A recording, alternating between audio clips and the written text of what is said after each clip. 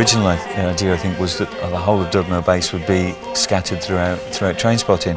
But then we came up with this 12-inch, and he really liked it and put it on the film. He had to really persuade us to go on there because we'd heard things about this book of Irvine Welsh's. Yeah. And so when Danny asked us if we could use the music in the film, we were like, well, we never saw dance music as being about getting messy. We saw it about being something positive, about being about celebration. So we're always uncomfortable if our music is associated with violence or drugs or any of those kind of normal connotations that people apply to dance music.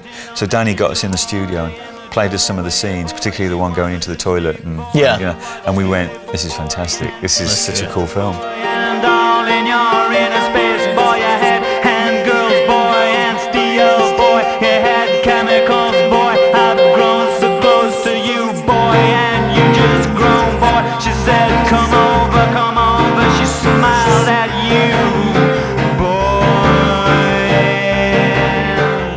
At a certain point as a band, you're doing great. You even played in Mount Fuji in Japan. Yeah. And then at a certain point, Darren Aronson decides to leave. Did it go like that? What?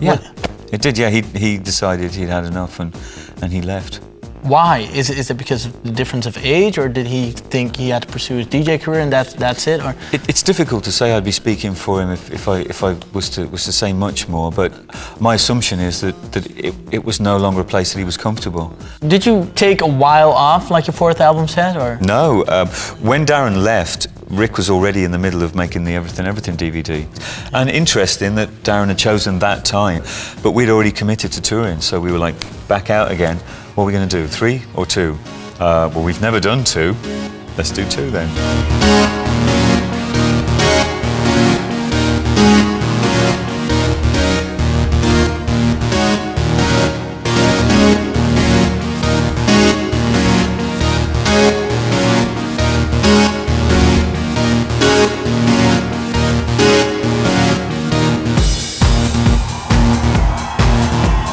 I love playing festivals. The whole You're crew. always a headliner. Well, the crew loves playing festivals, and the nice thing is now that a lot of festival organisers realise that people want to party late at night, and I'm grateful that they still want to party late at night, and it's a lovely experience. When you go out and play festivals, things are so easy. It's all there. The production, the PA, everything, and the crews are generally really nice, and the food's good. Yeah. You know? Especially in Europe, the food's great. So it's kind of easy for us to come and do those and just be a part of a vibe. And a festival people come to with just expecting to whatever. We're going to have a great time, whatever. So to be a part of that is great.